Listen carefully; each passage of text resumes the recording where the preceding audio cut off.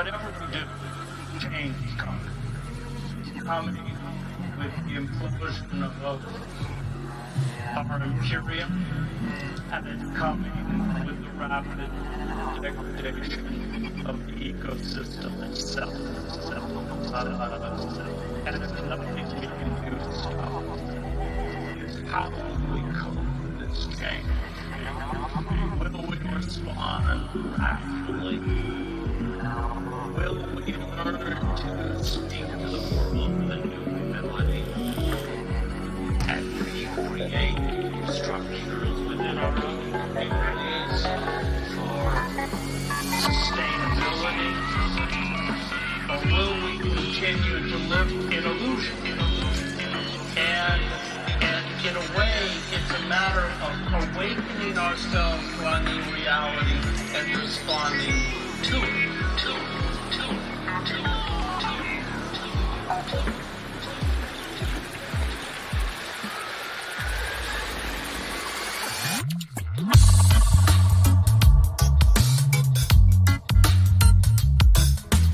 Oh boy. Well. What are we gonna do today? I don't know, but I'm here. Oh boy. Welcome back to the best worst show on the internet. Yes, it is me, Senor Manuel Chavez the Third, or the Turd, depending on how you know me. Oh yes, aka otherwise known as Defango. Thanks to Cherie for that one whole bit. Thank you very much. And we're back. And boy, we got a show for you today. And I mean, that's only if you could call this thing a show. This is more of a fat man sitting in front of a computer trying to show you how to use it. That is how this show started. Me teaching you how to use your computers. And look at what you have done, okay? Honestly, it's like Prometheus giving fire to humans. I'm probably going to suffer sometime, somewhere, in some distant future by somebody having to either A, push a block or something like that up a fucking hill, or get my, insides eaten out by a giant bird. I don't know. Both ways suck. Both ways sounds like they suck. But then again, it is what it is. Yesterday was a big day, though, I think, in Twitter history. Hell, I've been on Twitter since 2009. Sure, my original account got suspended, and I'm currently hanging out on a secondary ban evasion account or whatever. But that's just because fuck the police, and I don't really agree with them removing me. And then again, we've been removed many times, but never really done anything to get removed. But they said we did. Anyways, I've been a sufferer of the online cancellation culture for a very, very long time. And I've been trying to tell people that this is how this is going to work. I mean, even when Alex Jones got banned way back then, I was like, dude, are you guys ready for this shit to happen to us? We're a nobody? Because it's going to happen. You're going to watch it. It's going to be there. But here we are. Now, the thing to think about is that Twitter is both a social media company and a crime scene, according to Elon Musk. And this is what he's saying after possibly the biggest drops that have come out from this thing. We've been asking for some actual juicy information, not this drip fed. All right, well, we kind of already knew that, but give us some meat and potatoes. And you know what? Man Taibbi came out yesterday and did. He really did. But I guess he focused on October of 2020 to January 6th. And this is only part one, I guess, of a very, very longer series that's going to be coming forward. And it's kind of crazy when you think about it, how, Twitter has always been this thing that everybody's been using for whatever it is. But, we've been showing folks that this is how, the live streaming should be done. People just pull up websites nowadays and they just go through it. If you're going to be awesome and concise, this is the way that you got to do it, or at least easily. I mean, so simple. Program, whatever. Much of the world knows much of the story of what happened between the riots at the Capitol on January 6th and the removal of President Donald Trump from Twitter on January 8th. We'll show you what hasn't been revealed, the erosion of standards within a company in months before January 6th, decisions by high-ranking executives to violate their own policies, and more, against the backdrop of ongoing documented interactions with the federal agencies. Yep. Political shenanigans, like we knew it, but this is just a small look. It only goes back to like 2020 and, the election itself, just before the election started. The reality is this goes much farther back, all the way to 2016 and before, and it's pretty clear to anybody that knows, because most of the characters that we hear about in these arguments, like the very, very upstanding gentleman, Mr. Yoel Roth, and his compatriots like Vijaya Gadde, most of those folks have been in the company for quite some time, and I think that they've been a part of this cabal that has basically been working to silence people on the internet that disagree with their own views, EA, the actual fascists in the world today. So, the first installment they're talking about covers a period through January 6th, and then tomorrow, which is actually technically today's, Mr. Schellenberger is supposed to be detail the chaos inside Twitter. It's January 7th, and then Barry Weiss on the 9th is supposed to be coming out with some other newer information. So I should just go check on Mr. Schellenberger's Twitter or whatever to see if he's actually put anything out there yet. No, he hasn't, but I figured I would have it on lock just to be safe. So, whatever your opinion on the decision to remove Trump that day, the internal communications at Twitter between January 6th and January 8th have clear historical import. Even Twitter's employees understand in the moment it was a landmark moment in the annals of speech. Yes. A redacted post from the company Slack channel. Now, remember, Elon Musk now owns their Slack and everything Twitter associated. So all emails, internal communications, and everything that was made and done on any Twitter property, vis-a-vis whether it was a Twitter laptop or a Twitter online service that they utilize for business applications, it's all there. There's no way that they can delete all of it. They can attempt to delete stuff from their accounts, but you know what? They have backups and archives of everything, and it's going to be pretty easy for them to go back and look at it. And it's very strange that they actually blocked it out right there. Like, they didn't want us to know who said it because they didn't want that person to get harassed or whatever. I guess maybe that's the case. I don't know. Is this the first time that the head of a state is this the first time a sitting head of state for ever to be suspended? Yeah. Landmark decision. As soon as they finished banning Trump, Twitter execs started processing new power. They prepared to ban future presidents in the White House, perhaps even Joe Biden. And the new administration says one exec will not be suspended by Twitter unless absolutely necessary. That's right, folks. As stated in our ban evasion policy, it's clear that another account is being used for the purposes of evading a ban. It is also subject to suspension for government accounts such as POTUS and White House. We will not suspend those accounts, but will take action to limit their use. However, the account will be transferred over to the new administration in due course and will not be suspended by Twitter unless absolutely necessary to alleviate real-world harm. Oh, wow!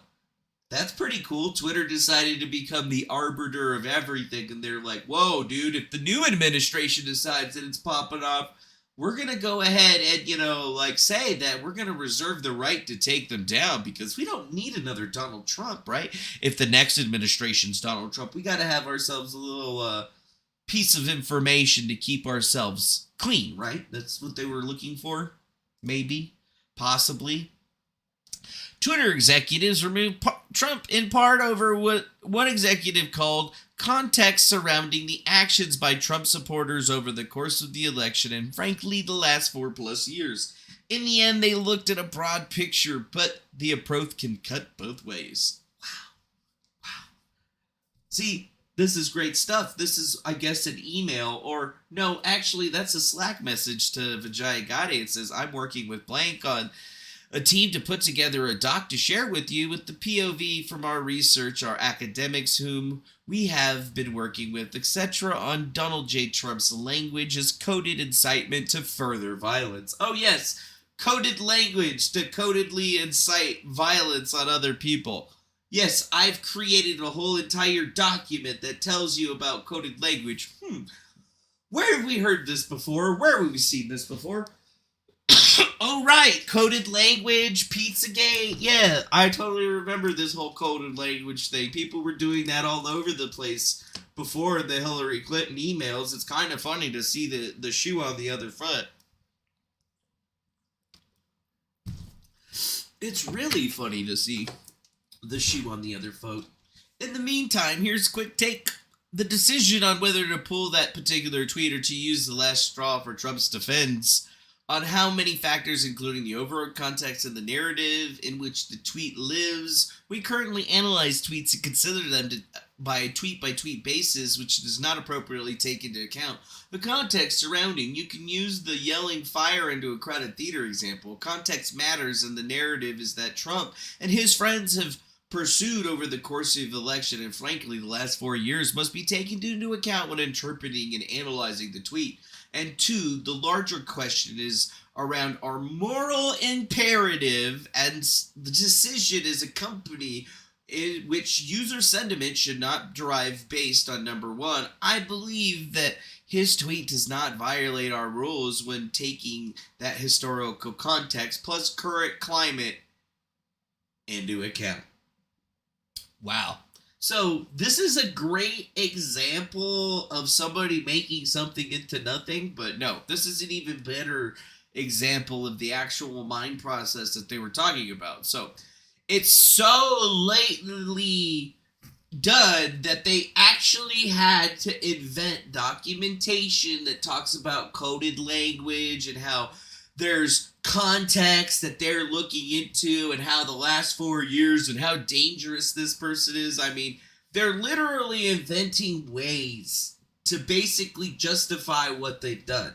And they knew they did wrong. And the thing is they thought that this shit was never going to see the light of day. They figured that they had it in the bag because nobody was ever going to buy Twitter. And, well, now you see that that was probably not the best way of looking at things, really, because these people were having an internal debate over Slack, over email, hiding in very, very secretive groups that we learned about in the last time that were basically having problems with each other because they didn't want to ban it. The other group did want to ban it, but the other group was the executives, so the executives got final say. Yeah.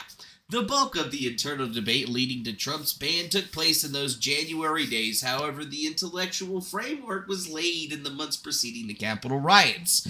Ah, yes, the months preceding it. Because remember, Twitter had been working on silencing people, had been working on taking people down for a while now. Ever since basically the inception of, I would have to say, Pizzagate is really what set that shit off, because Twitter had a crisis of self when the Pizzagate conspiracy theory reared its ugly head.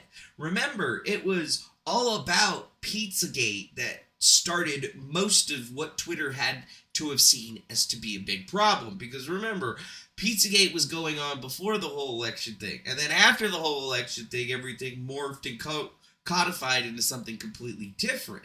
But if we think about that particular framework that was starting to be built then, that's how the same framework was applied to Donald J. Trump in the very far future. Because remember, Pizzagate was a thing where they were talking about kids, VIP kids on Periscope, where there was like people selling children on Periscope. That was a thing, a Twitter company. Remember Twitter company? Periscope, you know, they were together. It got folded into Twitter. And finally, that's how we're still live streaming on Twitter. See, Periscope had a big problem with that, and so did YouTube, and apparently so did Twitter, and Twitter still does have a problem with it because there's a ton of people out there that talk about how CSAM and abuse materials against children had been ended up all over the place on Twitter, to the point which is where there's actually like drug markets for that type of content on Twitter being shared in between and basically DMs. And it's even crazier to think like how far Elon will go into that. So we'll get more into that in a little bit, but you know, there's these frameworks basically. So like it started around 2016 with Pizzagate because they needed to find a way to limit visibility on those types of narratives, and that's what pushed them to start forcing themselves to limit and codify hashtags and trending articles and things much clearer. That's basically when they made the decision that they had to become the arbiters of truth, if you don't remember, because after Jack Posobiec and the Comet Pizza shit happened, that's when things got crazy, right? You guys don't remember that, do you? You do now. You do now because I told you, because I'm reminding you. And then look at QAnon. QAnon forced their hand in 2017 and 2018. They didn't give a shit about it. It wasn't until like the middle of 2019 that it became a tool to attack Donald Trump that they basically started building the framework on how they were going to use QAnon and how they were going to use far-right Nazism and all this other crap to basically justify taking him down. Before January 6, Twitter was a unique mix of automated rules-based enforcement and more subjectively moderation by senior executives. As Bari Weiss reported, the firm had a vast array of tools for manipulating visibility. Most of all were thrown at Trump and others pre-January 6, which is what we saw in the last thing. Bari Weiss showed us that they actually had internal tools that they were using in order to be able to facilitate this, where they had secret notes on people, and they were basically playing a game of Secret Hitler, because that's basically what they were doing. So, as the election approached, senior executives, perhaps under pressure from federal agencies with whom they met more and more as time progressed, increasingly struggled with the rules and began to speak of Vios as pretexts to do what they had likely done anyway. Yes. So, in the months leading up to January 6th, Twitter was increasingly becoming more intercommingled with the FBI and other government agencies as they were attempting to silence a sitting president of the United States. So we're basically coming to the levels of treason where a person working under the executive branch has been shown to have tried to basically been undermining the president at every single turn, whether it was through Russiagate, which was definitely a hoax, and then all of a sudden the fake ass impeachments, and then all of a sudden, oh yeah, they actually took him down. It's always been the FBI, right? The FBI was the one, the Bureau was the one that was going and doing all of this negative shit. Sure, there might be some good people in the Bureau, but at this point, I think they're all fucking trash and garbage, because I ain't ever talked to one that's been worth a shit. And maybe I will talk to one that's worth a shit one day, but that day ain't today. So, till then, they're garbage. Every single last one of them. Because they could have done something to stop all of this, but they decided that they got better things to do. After January 6th, internal Slack show Twitter executives getting a kick out of intensified relationships with federal agencies. Oh, nice! Here's Trust and Safety's head, Yoel Roth, lamenting the lack of generic enough calendar descriptions to conceal his very interesting meeting partners. Yeah, it happens. I'm a big believer in calendar transparency, but I reached a certain point where my meetings became very interesting to people, and they weren't meeting names generic enough to cover them. Anyways, let me know. Very boring business matter that's definitely not about Trump. Pretty much. Definitely not a meeting with the FBI, I swear. Damn. So the head of Trust and Safety was actually working directly with the FBI to censor people and shit? Wow, that they were doing it to censor Americans, even though that's definitely against the First Amendment, and I'm pretty sure there's some other amendments in there they probably broke. But it's cool, you know, it's Donald Trump, man. That guy sucks balls. Nobody likes him, except for like half the fucking country or some shit. I like him. I don't give a shit if you don't like him. It's not my problem. Opinions are opinions. They're like assholes. Everyone has one. Everyone puts shit out of it.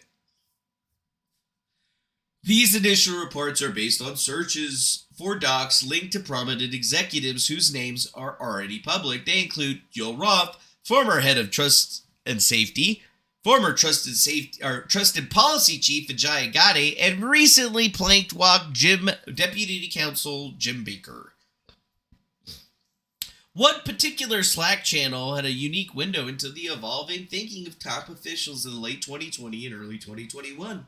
On October 3rd, 2020, executives opened a channel called US 2020 XFN Enforcement. This would be the home for discussions about election-related removals, especially ones that involve high-profile accounts, or often called VITs, or very important tweeters. Wow. So, wait a minute. They not only had secret blacklists and stuff, they had a secret Slack channel where they were talking about all the people that they were going to be banning and shit. That's a pretty high level stupidity right there. They never thought that we're going to get caught, though. These people are stupid. Wow, I sound like QAnon all of a sudden. That's fucking hilarious. Well, it should be pretty easy for me to do that, actually. You know, it was my idea. And I should be able to express the funny things from my idea, right? Because it's like you had to be there or whatever. There was at least some tension between safety operations, a larger department whose staffers used a more rules-based process for addressing issues like porn, scams, and threats, and a smaller, more cabal-like senior policy execs like Yoel and Gotti. You know, the ones that were working directly with the FBI to basically commit treason. No worries. Yeah, those guys. Those are the ones we're talking about. The latter group were a high-speed Supreme Court of moderations, issuing content rulings on the fly, often in minutes based on guesses, gut calls, even Google searches in the cases involving the president. Hi, everyone. Just received this escalation now. Breaking news. 50,000 Ohio voters getting wrong absentee ballots. Out of control. Rigged election. Shut up, Donald Trump. What does it say right here? Oh, wait. On Friday, a rigged election would be enough to be a violation, right?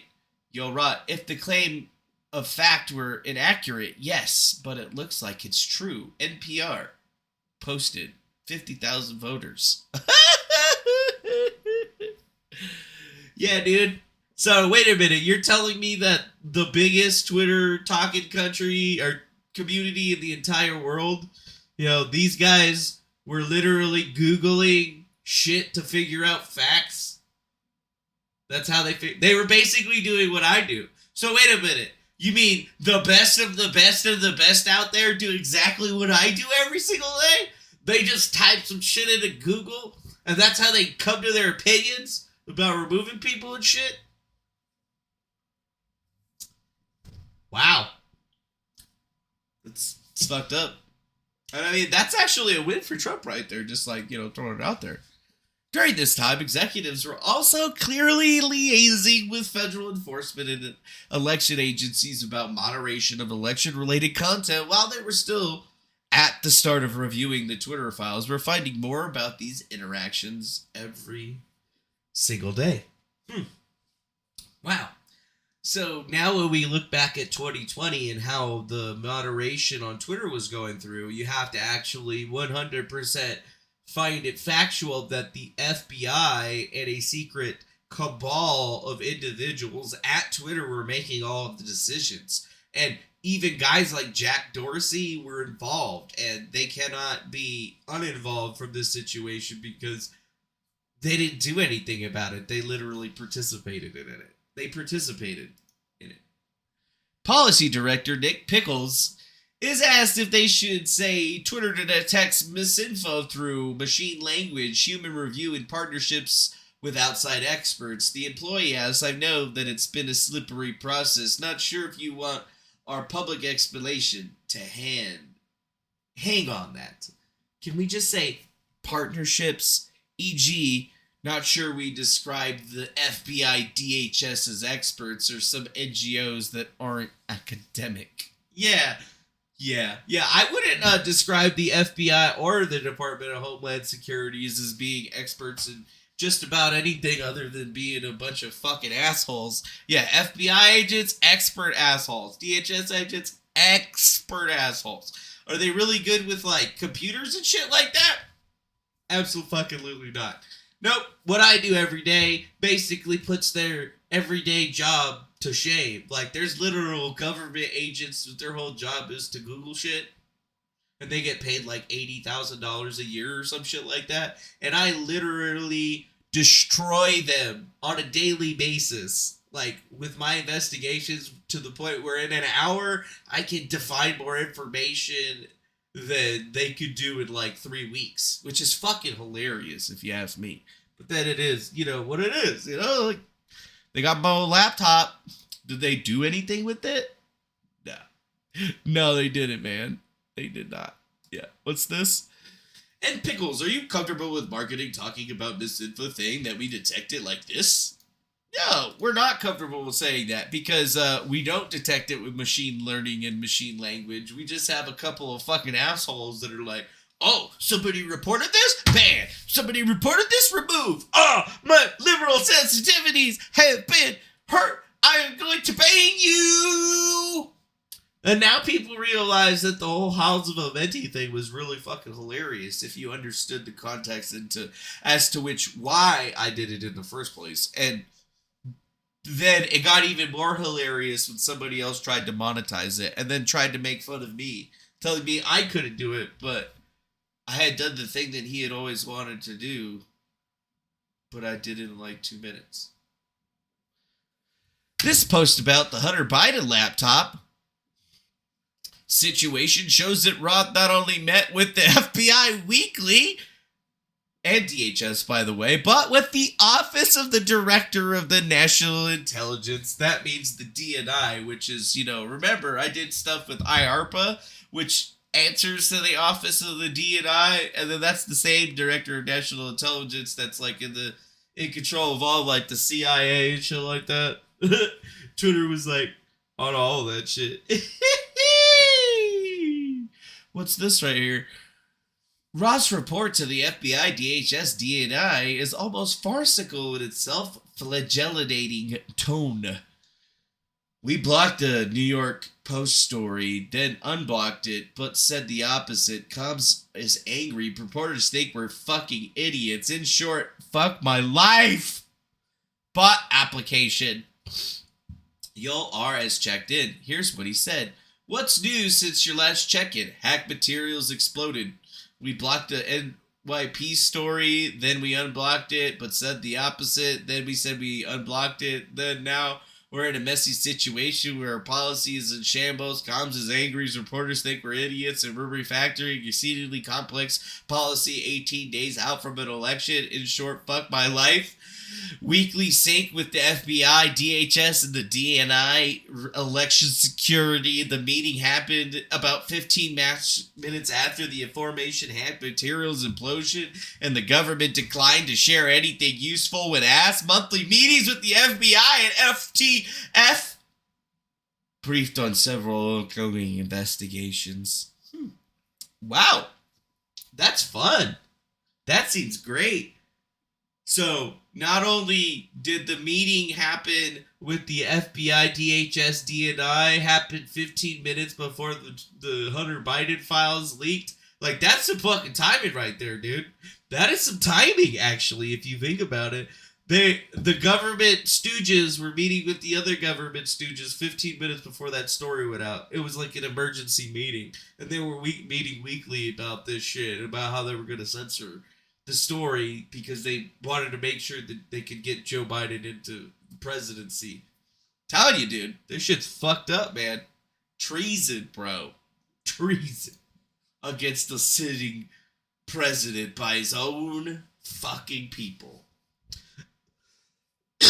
Some of Yoel Roth Slater's slacks indicate his weekly conflicts with federal law enforcement involved separate meetings. Here is the ghosts of the FBI and DHS, respectively, to go to the first Aspen Institute thing and then take a call with Apple. Hey there, I have to miss the FBI DHS meetings today, unfortunately. I saw you're on the invites for both as our side policy. Can you give me a quick readout if there's anything interesting that comes up? Sure thing, hope everything's okay. Yeah, I just have conflicts at both times. As an Aspen Institute this morning on vaccines that I have to be present at, and then a call with Apple to avoid us getting kicked out of the App Store during the DHS one. Those seem very important. Wow. Twitter was going to get kicked out of the App Store? Wow. Yeah, hallsofamenti.com. Yeah. Aspen Institute. The 300. What do you mean? The Council of 300? What's the Aspen Institute? The Aspen Institute, nonprofit organization. See how fucking easy it is to Google? I'm a government researcher. I can expertly Google shit. Why is this? Is there like fucking website down or something? What does the Aspen Institute do? It's an education and policy studies organization based in Washington, D.C. Its mission is to be a bunch of assholes. Oh, look, it finally worked. Wow. So what do you mean, like the Council of 300, the Foreign Relations? Let's try to look at their history. Jesus, their website is slow as fuck, man. Why is you guys' website suck though, man? Wow, it's over 40? Wow. It was founded in 1949 by Chicago industrialist Walter Pickup, chairman of the Container Corporation of America, founds the Aspen Institute. Okay. Who's Walter Pipcack? It's a meeting place of the Council on Foreign Relations? Really?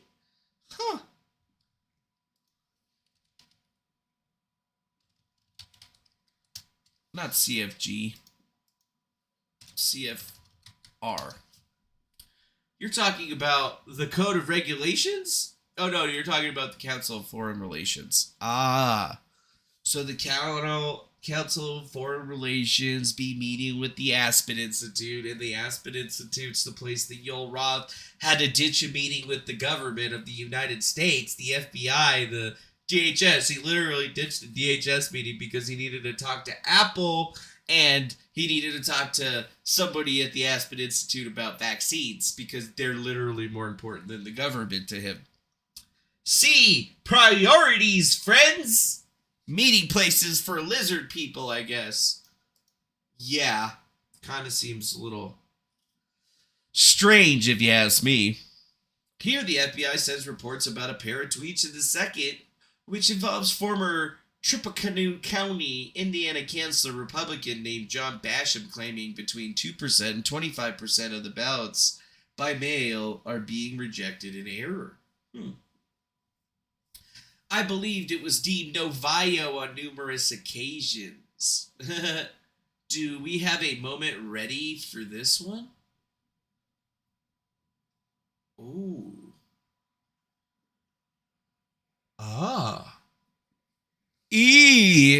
So, what we're really starting to figure out and learn is that these guys are just really, really, really bad at everything. The FBI's second report concerned by this tweet. Editorial: the Democrats are in complete panic as the massive push for vote by mail is backfiring on them. Two things are unfolding. An unexpected number of registered Republicans are returning ballots. Between 2% and 25% of ballots are by mail are being rejected for errors. John Basham. Dang. The FBI was concerned by that tweet, talking to them about getting it removed and shit. Fucking FBI, bro. The FBI flagged tweet then got circulated in enforcement Slack, where Twitter cited PolitiFact to say the first story was proven to be false, then noted that the second was already deemed no vio on numerous occasions. We just got a report from the FBI concerning these tweets. Ooh. Ooh. The group then decides to apply a learn how voting is safe and secure label because one of the commenters say it's totally normal to have 2% error rate. And then Roth gives a final go ahead and to the process initiated by the FBI. Thanks, FBI. We're just totally out here on Twitter making sure that we can stop people from, spreading election misinformation. Y'all are just some good fucking people, man. I think we can use the mail by voting for label for this one. Yeah, voting by mail. Examining the entire election enforcement in Slack, we didn't see one reference to moderation requests from the Trump campaign, the Trump White House, or Republicans in general. We looked. They may exist. We were told they do. However, from our searches, they were absent there. That's because they didn't fucking exist. You know they didn't fucking exist. This tweet was deleted by the author. Whoa. Why does it just jump from 27 up to 32?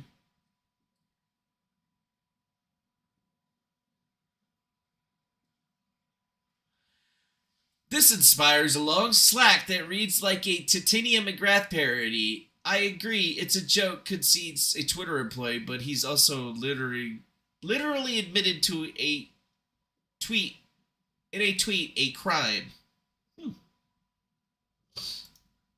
The group declares Huckabees an edge case, and though one notes we don't make an exception for jokes or satire, we ultimately decided to leave him be because we've poked enough bears. That was the tweet with Mike Huckabee in it, because they had apparently decided to take out Mike Huckabee because he had said some stupid thing on Twitter, and it was just another example of that, I guess, crazy enforcement they were going out. This is the stupidest coup that I've ever seen. Like, they really thought that they could get away with this on Twitter. Dumb fucks. Still could mislead people. The humor-averse groups declared before moving on from Huckabee.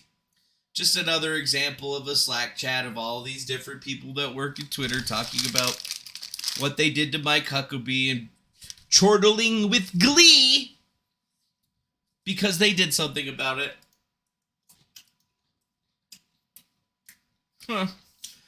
Yeah, I could see us taking action under misleading claims that cause confusion about established laws, regulations, procedures, and methods of a civic process. But it's not one that we could do really label in a useful way, so its removal of a stupid and ill-advised joke or nothing. I'm maybe inclined to not remove it without a report from the voting authorities, given it's been a while since he tweeted it and virtually all replies I'm seeing her critical counter speech. P. Cullen, what do you guys think? Yeah, should we get rid of it? Should we just leave it? Should we just shadow ban him and just be done with it?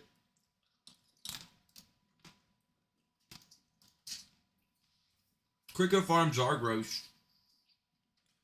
In docs, execs often expand criteria to subjective issues like intent.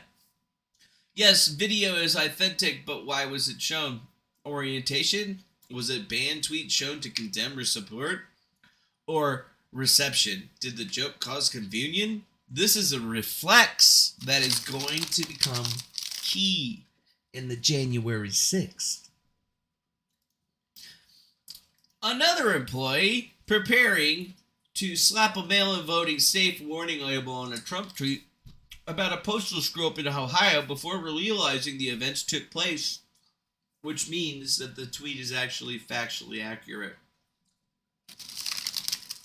Oh my god, we're actually factually accurate. Oh, I thought I was going to be able to take him out. I thought I was going to be able to take him out, Lunchy. What, do you hear me snacking over here and you want some? Is that what you hear me? You hear a little snacking? See that daddy? I hear it crunchy. Yeah, you want some beef jerky?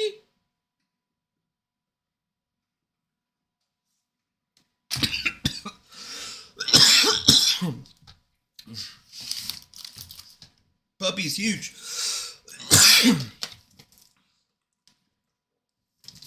You want some water? No? What, are you hungry? You want some food? Nobody's donated anything to us. We're going to have to start today. Or it's going to be eating corn dogs again.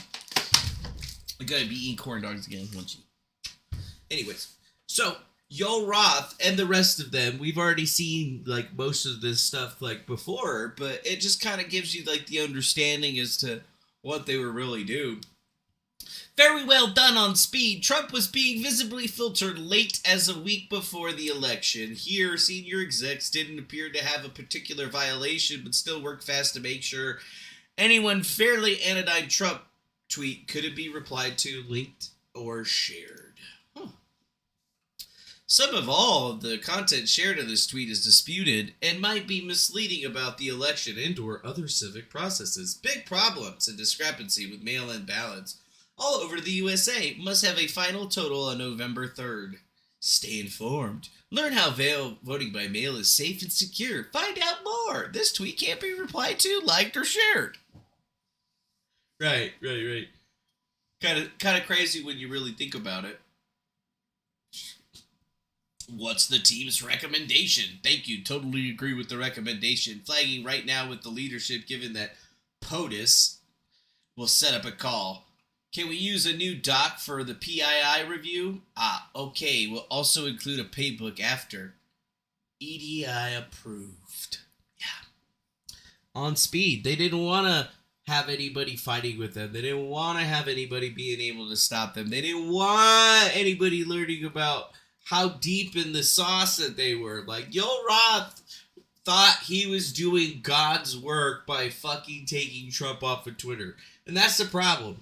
Right, is that these godless sons of bitches try to act like they have the moral high ground when they could never have it because they've never done anything moral in their lives, apparently. And we'll get into the immoral claims of a particular Yoel Roth towards the end of this, but it's even stranger to think that these guys decided that they were okay with all of this. Like, here's them basically saying, yeah, good job. Well done for taking care of that Trump tweet really quickly. We're fucking saving America and totally not committing treason. Yeah, Lunchy. Yeah. Why are you looking at me? You looking at the camera? The camera's right there. Good girl, Lunchy. Are you trying to go outside? I wanted to take you outside to play with the boys, but it's raining, Lunchy. It's raining, Lunchy. It's raining. Do you want to get wet? Because I can get you out there in the water if you want to, but you're going to get all wet, Lunchy. We can go for a ride, though. We can go for a ride and get some food. After the show. We're still on the show. Wait for me to take off my headphones.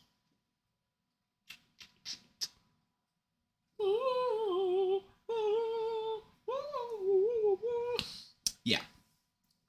Seemingly innocent follow-up from actor James Wood was ubiquitous precedents and argued over Twitter datasets is already in Twitter files in joke. Yeah. Here's Twitter suppressing the tweet. Twitter's always suppressing everything. Oh, look, it's that same mail-in voting thing that we saw earlier. People were actually paying attention to this stuff. Woods angrily quote-tweeted about Trump's warning label. Twitter staff, in a preview of what ended up happening after January 6th, despaired of a reason for action but resolved to hit him hard in the future in VO. Yeah. Considering the PV2 bugs out this weekend, James Wood being so over the strike limit that our tools won't work for him, I'd suggest we action for him something worth a fiasco rather than this screenshot, since we don't have a firm policy basis for action on his account. Yeah, you're fine with letting this one lie blank. We can hit him hard on the future, Vivo, with the firmer basis. Yeah, that's actually kind of the same thing. Where do I buy my dog food? I buy my dog food at Sierra Leone or at Costco. And I only get her fresh pet. Or like just give her whatever I'm eating. And she's look at how thin and skinny she is. She's a skinny girl. She's a big skinny. You know why? Because she eats people food. That's how she keeps her girly figure. We don't overfeed her. But she likes chicken and eggs. She don't like potatoes. She don't like potatoes though. But she loves cheese. You know some cheese? She loves cheese. She's a cheese eater. Here's the label applied to Georgia Republican Congresswoman Jody Hice for saying no to big tech censorship and mailed-in ballots are more prone to fraud than in-person balloting. It's just common sense. Stay informed. Learn how voting by mail is safe and secure.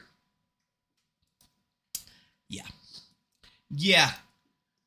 Twitter Tims went easy on Heist, but only applying soft intervention with Yule without a wah censorship. You want some jerky? Okay, you can take the jerky. It's not that hard, Lunchy. You don't need I don't need to hold it. Twitter teams went on easy. Yeah, agree. I was just typing that up. I think that we're going too far down the rabbit hole, really critical speech. It becomes self-reinforcing Wawa censorship cycles. I'm currently responding to Judicial Watch's whining to public policy. I regret nothing. I'm happy to iterate what rules they violated. Conlon. Is that guy's name Colon or Conlon? Conlon. Huh. Meanwhile, there are multiple instances involving pro-Biden tweets warning Trump may be trying to steal the election that got surfaced, but only approved by senior executives.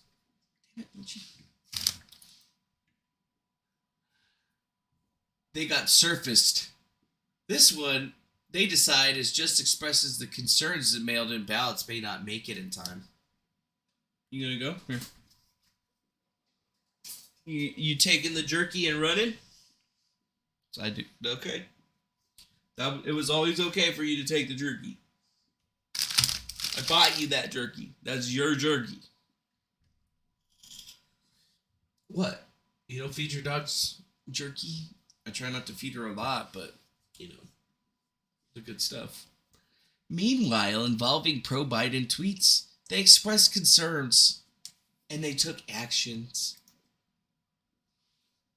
And now we have all of that perfect information. You know, it's funny. This is just from their Slack, too. Like, we're not talking about secret Twitter DMs and secret emails or anything like that. We're just looking at their Slack where they did most of the communicating. That's understandable. Even the hashtag Steal Our Vote representing a theory in combination with Amy Coney Barrett that Trump will steal the election if approved by Twitter press because it's understandable and references a Supreme Court decision. Oh, really? Check with your local USPS folks to see how slow the mail is. Find out when the mail-in ballots arrive in your site, but mostly vote ASAP. Trump and his new Amy Coney Barrett Soctus will try to steal our votes, so numbers will have to be huge. Interesting. I thought that we weren't allowed to talk about that, but, you know, Twitter brass said that they approved it. Yeah, can I get a second opinion on this? Yeah, since it's not Trump or a Trump-related person, we're totally okay with that, but if it was totally anybody connected to Trump, we would totally take it down in like a heartbeat in a second. In this exchange, again, an intentionally humorous former Attorney General Eric Holder claimed that the U.S. Postal Service was deliberately crippled, ostensibly by the Trump administration as initially hit with a generic warning label, but was quickly taken off by Roth. Yeah, too late to use the mails. Given the Supreme Court rulings, I urge everyone to vote in person, early vote, or use drop boxes. Protect your health, but don't let the court and the deliberately crippled Postal Service deprive you of your most precious civil right. Plan your vote. Hey, can we reverse the label on this? Everything's factually accurate. Yo, what? There wasn't anything factually accurate about that. Trump didn't cripple the Postal Service to deprive you of your most precious civil right. No, it's factually accurate. I'm Yo Roth and I Googled that shit, so I totally know. You couldn't definitely do my job because my job's super hard. Yeah, I'm pretty sure I'm doing your job right now and still doing it better than you and still looking better than you. Super nice. And shit, we just missed a super chat, didn't we? I think it was from CV. Merry Christmas and much love. $4.99 through the chat. We gotta say, merci beaucoup. Merci beaucoup. So, later in November of 2020, Roth asked the staff if he had a debug moment on the Seidel Smartmatic vote counting stories, which his DHS contact told him were a combination of about 47 conspiracy theories. Seidel Smartmatic, voting conspiracies, DHS referred to it on a call today, sadly not public, as a combination of about 47 different conspiracy theories, so hopefully there's stuff out there. Interesting. So they did actually know about the whole Seidel Smartmatic thing. It wasn't that Seidel Smartmatic thing, wasn't that getting pushed by fucking, what the hell was her name? Sidney Powell? Was it Sidney Powell? She was the one that was pushing all that stuff. God, there was so much going on during the elections. It was crazy. It was hard to keep up. December 10th, as Trump was in the middle of firing off 25 saying things like a coup is taking place in front of our eyes, Twitter executive announced a new L3 de-amplification tool. This step meant a warning label could also now come with de-amplification. Hello everyone, I wanted to give you an update on some of our enforcement options for tweets containing civic misinfo that we've seen. It's been decided that tweets that we've manually reverted and determined to have then need the label will now be subject to a level 3 de-amplification, further restricting the extent that that tweet can be shared. The current batch of entity IDs will soon be used for automating labeling work, but we've created a new batch of entity IDs for labels that we've been using for mostly during the past couple of weeks. Labels that we've only rarely used or have been depreciated already haven't gotten that L3 update. There's a moment when we need the L3 version for one of those labels. Please flag it to Matt Graydon, M. Graydon, or myself to find the new level 3 entity IDs. Please look up Level 3 US 2020 11 December update tab in the Civic Integrity Entity ID Strato spreadsheet. Wow. So they invented a whole bunch of new labels and de-amplification tools, and then they only had 2 people that were in charge of basically getting all of that done so far? If there's a moment we need the level 3 versions for one of those labels, flag it to us. Oh, one of the ones that doesn't already have it, that was depreciated. So now they can just mark a tweet for de-amplification and hit everything. Yeah, de-amplification definitely means suppression. Yeah, that would be shadow banning the tweet. Some executives wanted to use the new de-amplification tool silently to limit Trump's reach more right away, beginning with the following tweet. Stay informed. Trump got 11 million more votes. Jim Jordan. Right. However, in the end, the team had to use older, less aggressive labeling tools, at least for that day, until the level 3 entities went live the following morning. Oh, cool.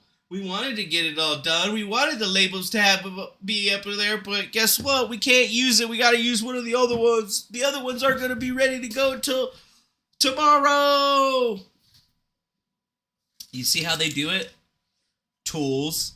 They create tools. Tools create new and more interesting tools to tool you. To rule you. I mean, telling you, this is already way more of a big situation than anything that we had seen.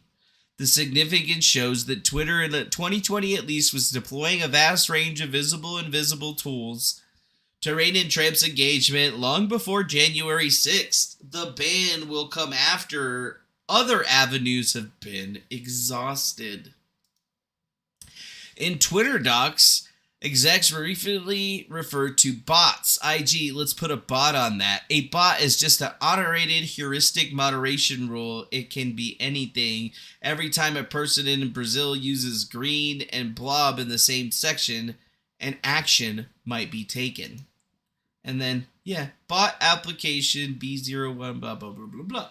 Oh, they actually had Slack bots that were, like, giving us updates and listings on how they were taking actions on people. Sweet. In this instance, it appears moderators added the bot for the Trump claim made on Breitbart. The bot ends up becoming an automated tool visibly watching both Trump and apparently Breitbart, and will add media ID to the bot. Trump by January 6th was quickly covered in bots. Wow. So they were utilizing bots to handle all their censorship, but they were specifically written bots for specific accounts, specifically the president's account, and anybody that was talking to him. Hey team, gonna add a fraud claim to this. Claim about frauds in about 40 seconds of the video. Yup.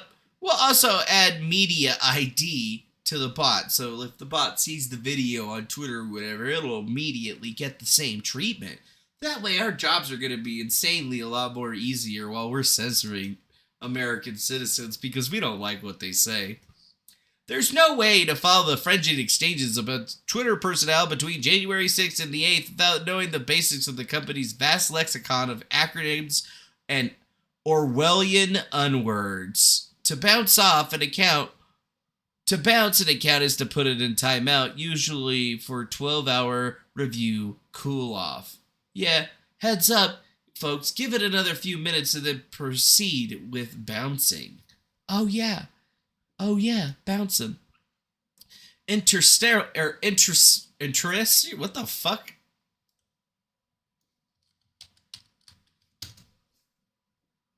Interstitial.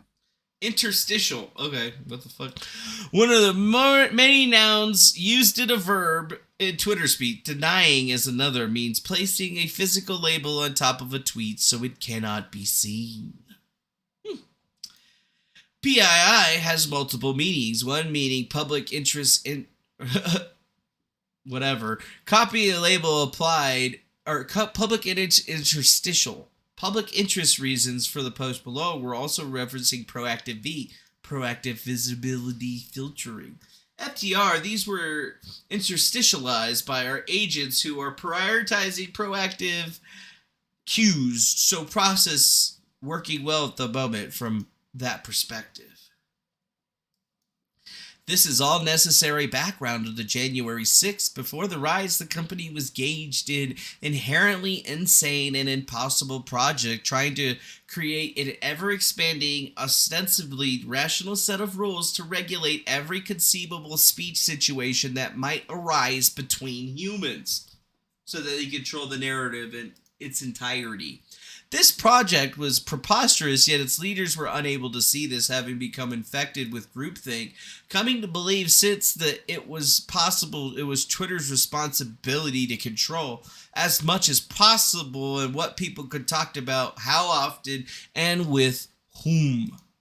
The firm's executives on day one of January 6th crisis at least tried to pay lip service to its dizzying array of rules. By day 2, they began wavering, and by day 3, millions of rules were reduced to run. What we say goes. And that's basically all of it is. What we say is goes. So, this is being called a nothing burger by the people of the internet today. I mean, I guess if I just look up Twitter files on the Google or whatever, I can show you. Just hit Twitter files, hit the enter right there. And yeah, what do they say? Twitter files 3. On Trump ban peruse, trilogies are a letdown. Twitter files and Barry Weiss defend libs of TikTok as a potential victim of harassment. Twitter files 3 reveals what part of Trump's removal from social media platform. Elon Musk and former Facebook security chief got into it on Twitter.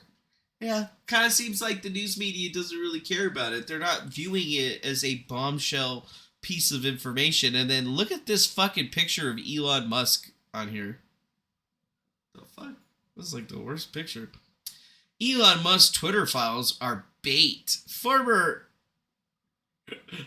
The Twitter files is what it claims to expose. Yeah. They don't really want you guys looking at this stuff. They say that it's bait. They're like, oh, we weren't doing any of that. They used to say that they weren't doing any of that. And now they're like, well, you already knew we were doing it, and it's totally fine because, you know, we're the alpha and omega, we're everything, and, you know, you guys are shit, so we can do whatever we want.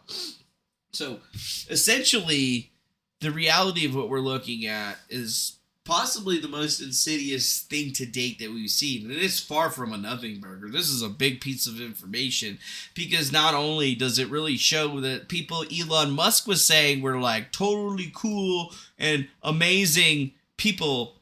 And I mean, it's even funnier when you go back and you think, here's Yoel Roth in 2010. Can high school students ever have meaningfully consent to have sex with their teachers? Yoel Roth. November 20th of 2010. Oh, what? This explains a lot. It looks like Yoel is arguing in favor of children being able to access adult internet services in his PhD thesis. Sexuality is worth considering how if all the gender population sites of gay network sociability might fit into the overall queer social landscape that increasingly includes individuals under the age of 18. Even with the service's extensive content management, Grindr may be too lewd or too hookup-oriented to be safe for age-appropriate resource for teenagers. But the fact that people under 18 are on these services already indicates that we can't readily dismiss these platforms out of hand as loci for queer youth culture, rather than merely trying to absolve themselves of legal responsibility, or worse, trying to derive out teenagers entirely. The service providers should instead focus on crafting safety strategies that accommodate a wide variety of use cases for platforms like Grindr, including possibly their role in safely connecting queer young adults. Because let's not forget that, you know, Yoel Roth is one of the gays, and from his own mouth, he's very interested in the children and stuff. So when safety and trusted policy decisions were being made by him, he was viewing it from the light of a gay man that would like to go after young people, and, you know, discusses it quite extensively because to him, his sexuality is everything. Yeah, it's everything. And if you guys don't remember, Layla Milkowait, what's it called? She was on the show, one of the people that we've been talking to from Exodus Cry that's been going after Pornhub since before the actual tweeter that got this whole thing going on. Old Eliza Cuts. I mean, Eliza Blue. You know, the newest Twitter or the newest child pornography, oh, I'm going to save the children grifter that's out there. She's made it, though, you know. She's got Elon Musk replying to her and shit. So she went from, like, you know, the emo girl that was dating Gerard from the My Chemical Romance, and then became a video vixen girl where she was selling her ass. And then all of a sudden, like, it turned into that she was getting trafficked, even though all the videos that she's posted about that particular situation and that particular time are vastly different. It went from, oh, I was being sexually trafficked. Oh, that's what it is now. But back in the day, she was like, yeah, dog, these motherfuckers want to pay for these. Pay for me. It's just weird. You know, that's why Elon Musk is good, but is he a better researcher than me? No. He just got more money than me. That's it. He got more money than me. Twitter is allowed porn uploads per terms of services and simultaneously allowed children access for the age 13 plus without meaningful age verification. Thus, even younger children can access Twitter. Adult content is for adults and should not be freely available to children.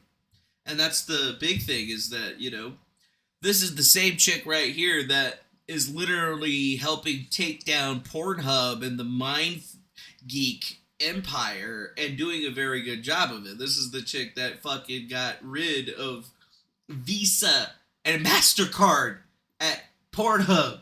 You know what I'm saying? Like, Elon Musk should be spending his time talking to her, because Layla actually has been doing the real work. She hasn't been just sitting on Twitter putting shit out there. She's been the one that's actually working with the people that have been hurt by Twitter, by YouTube, by fucking Facebook, by Pornhub, and getting them to a place. So, it's just me putting it out there. Layla, or Lalia, I can't remember, does the work. Eliza is just an opportunist who sits on her fat ass and decided that she was going to say that she was a sexual abuse survivor or whatever. Oh, sexual trafficking survivor. But in actuality, she was just like, no, I want to go make some money selling my booty. And has never exposed any information as to if she had a pimp or she was hurt or anything like that, because it's not real. It's like back in the day when she was having all those people. There's, you don't go from being one of the most hated people on the internet to, people forgetting about it. I mean, maybe some of these new dumb fucks will not know about it, but the rest of us are never going to forget. Just like we're not going to forget what Yoel Roth's whole point is on this thing. It's just weird, Elon Musk would rather talk to Eliza Blue, somebody who hasn't done anything other than proclaim that they're fighting for sexual abuse survivors, but literally hasn't done anything. He'd rather talk to her than talk to the one that's been on the platform since before Eliza Blue changed her name doing this stuff. It's a crazy fucking world we live in, dude. And then here's Brittany Venti, 100% agree. As Lelia tweeted before, Pornhub is on Twitter despite being sued for trafficking of minor and not being taken down their site, and having their team telling people not to tell police about it. Pornhub doesn't belong on Twitter if we're tackling child abuse. And that's true. They don't. I mean, there's big things here that we all have to talk about. And sure, people can get out there and see it, but once you look at the heads of trusted policy, the heads of their mindset, and you realize that, they're not coming from a classic Christian ideology. They're not coming from Muslim ideology. They're not coming from Jewish ideology here. So there is no moral groundwork. There is no moral fiber associated to their thought process. And you have to understand this. This is the difference between angels and demons, right? There's people that have angelic thoughts and there's people that have more demonic thoughts. Now, it's been breaking down all biblically, but when somebody's more worried about their sexuality and how they need to worry about minors and them accessing all this other crap, it shows you that, number one, they're not going to ever be coming from a place of moral fiber, okay? They're never going to have it. Brittany Venti has a mind like Aristotle. She's also got some huge-ass titties. I love them titties. Sorry, I was just thinking about Brittany Venti, and I was like, dude, I wonder what it looks like when she's walking in front of you, dude. I don't know. That booty real nice, though. Anyways, my sexuality doesn't define me, but Yoel Roth does. And I think more we look at these folks, the better that we're probably going to have to see is that, yeah, it is a scam. It's a social media company. Twitter has been there, but, uncovering the deepest, darkest secrets of Twitter, the only thing that you could do is just be like, wow. These are the people that are in charge. These are the people that are the ones that are trying to silence you. The guy that says that we should look more into child sexuality, and then we wonder why they're pushing grooming and LGBTQIA, drag queens, and all that other crap on Twitter. It's because it falls in line with their fucked up ideology, and all of their deep, dark secrets are now being exposed to the world, right? They're being exposed in the biggest way possible. It's actually kind of crazy if you think about it, because these guys are crazies. They're crazies. They're crazies. These people don't do what we're going to actually have to do. Like the committee of 300 being involved The Committee in 300, also known as the Olympias, is a group alleged to have the existence to be an international council of globalizing efforts. Huh. They also group that the Hidden Hand family is the Rothschild family of international financiers, blah, blah, blah, blah, blah.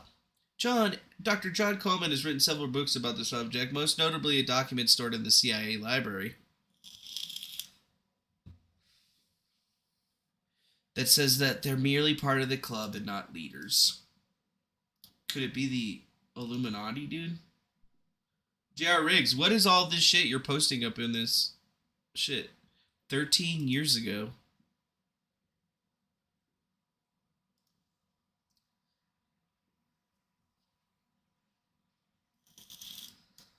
What's all this shit you're posting in Discord, Riggs?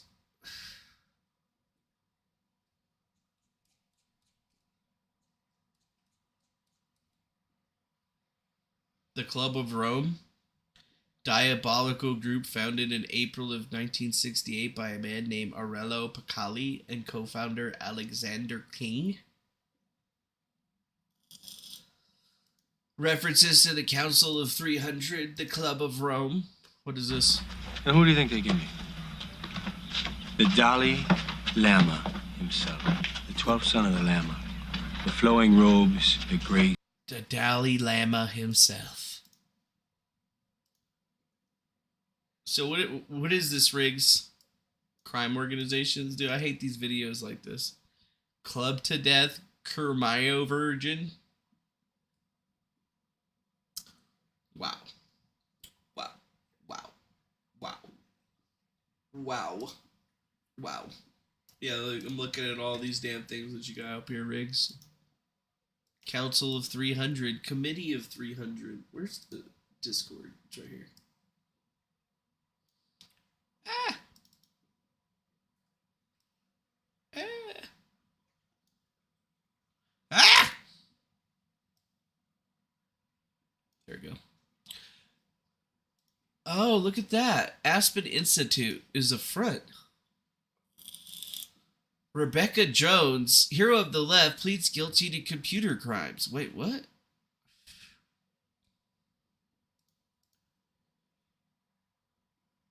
Rebecca Jones, Florida Department of Health Authority, who loves referring stardom, attacking Ron DeSantis' left-wing policies, was fired from the Florida Department of Health for insubordination and spent 2 years she was being a whistleblower fighting DeSantis' fraudulent COVID-19 reporting.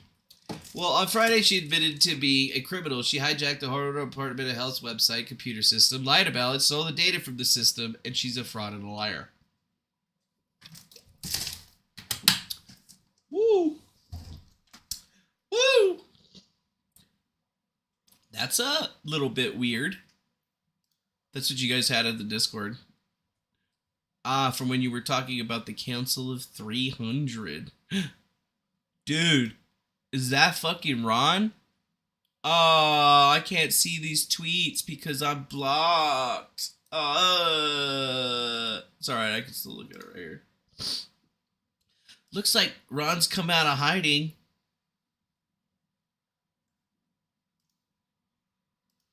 Yeah, we did report on it back then. Way back then. I think if we go right here, it'll actually take us to it.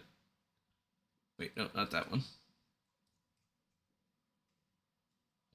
Yeah, that's super far back, dude. 2020. Dank Meme Trading Company. I don't even know if this video is still up. Nope, not available anymore. I had to take it down.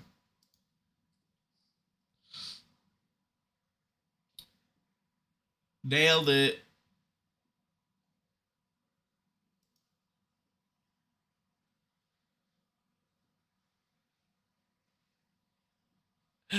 Huh.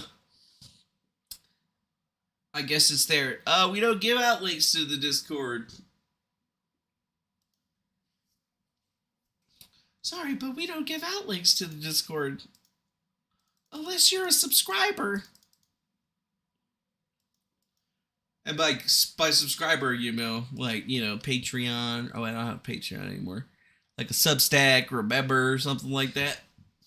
You know, real person. real people. I mean, there's some people that got grandfathered in from like back in the day, but you know, it is what it is. So, I guess what's the main scoop for today is that, well, seems like Twitter was like doing a little treason or something like that. Maybe it seems like employees at Twitter took it upon themselves to become the arbiters of truth and whatever could be said.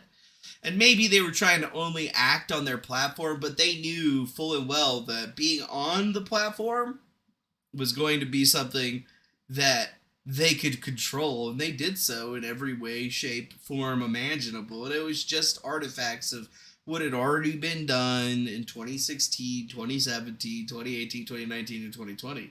We're just seeing the most insidious part about what was going on during the Trump era and the whole January 6th thing, but how much worse is it going to get when we start looking at things from before?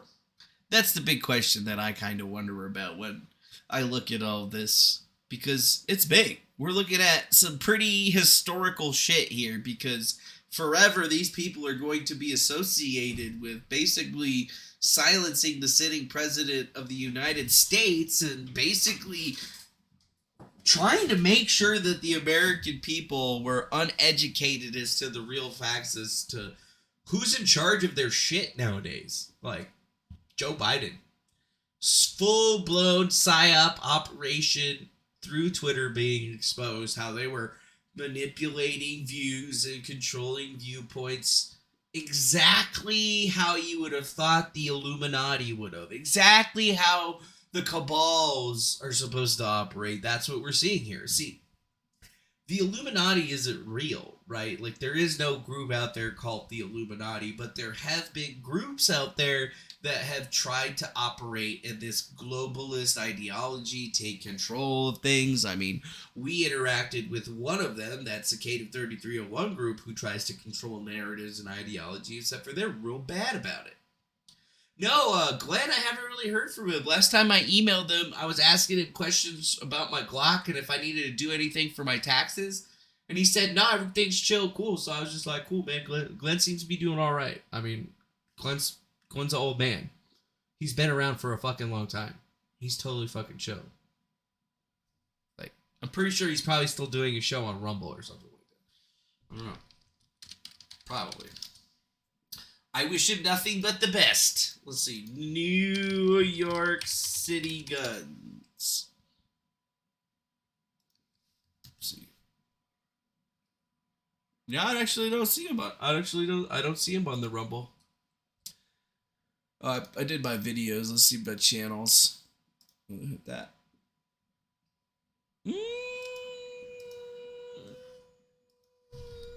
Let's see.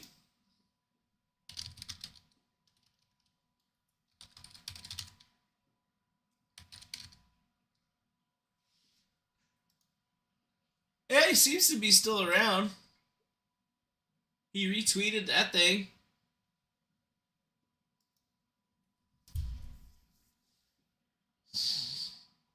Yeah, he still seems to be still around. Still doing permits. I don't know if he's running a show, though. I don't know if he's running a show, though. I don't see him tweeting about it, so I'd have to say probably no. Woo! I'm guessing he's on Rumble, so whatever. Oh yeah, but if you guys want to join the real Illuminati or whatever, because you guys know that I'm a member of the Illuminati, right? I'm one of those globalist scumbags that you guys want to hate or whatever. Or am I? But yeah, there is an official website for the Illuminati. It is illuminati.am.com. You can go there. It's the official website of the Illuminati if you want to join in their globalist whatever the fuck. You know, just go there if you want to join. No, nothing to do with the Illuminati that you're talking about. This is a completely different, separate Illuminati, more of like a joke or whatever. But you know, people are dumb. So yeah. So now that we've got all of this stuff put together, how much worse is it gonna get? Probably a lot worse, but is anything going to be done about it? Are the Republicans in Congress going to do anything about it? Are they going to hold them accountable? Is there going to be a lot of hearings and things that are happening? Are we going to start to see how many of these Congress people on the right or left were colluding with the folks at Twitter and other social media companies? God, I hope so. God, I hope so. But we don't really know, dudes. What I do know is that it's hard to get the message out there in the good way when there are so many e-whores and people just trying to be popular. But what we do here is just tell you what's going on, show you the facts, and then try to give you a little bit of context as to where this is all coming from. Because I can kind of already see where this is all going, and it's going all the way down to 2016. Right now, they're just playing with January 6th because they really want to show people how insidious the group was, but the scene of the crime is vast and large, and it exists for many, many miles. Many, many miles. And I guess with that, we're pretty much done. I'm going to go get me some food. Hopefully you guys enjoyed our little take look at this, and then we will be watching Mr. Michael Schellenberger's Twitter account to see if his Twitter files situation is going to be coming out anytime today. Because it's supposed to come out today, but who knows if he's actually going to start posting all that shit. So, with that, we're done. Bye. Go home. Or wherever you're doing. I don't care. Bye-bye now. Show's over. Peace.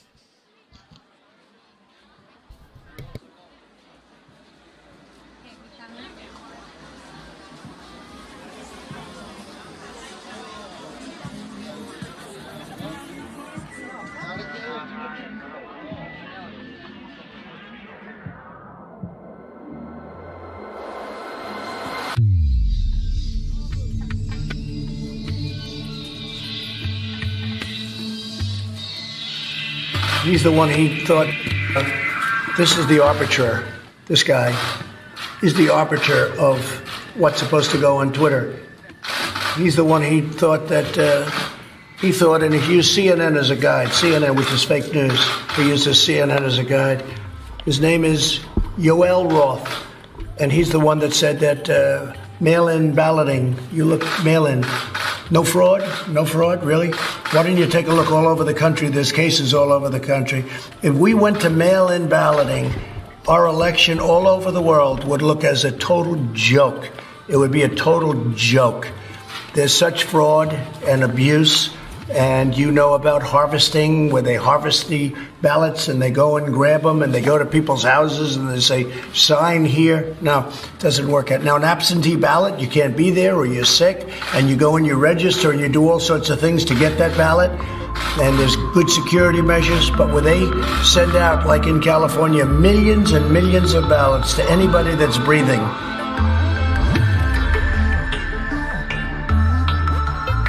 about Twitter's practices, and I just want you to tell me if they're true or not.